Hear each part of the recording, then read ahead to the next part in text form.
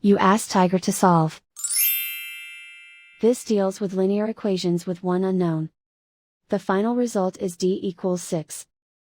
Let's solve it step by step. Swap sides. Group all constants on the right side of the equation. Subtract 1 from both sides.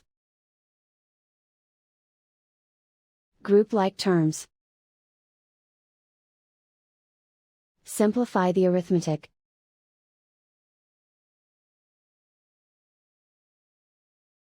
Convert the d into a positive number. Multiply both sides by -1. Remove the ones. Simplify the arithmetic. And so the final result is d equals 6.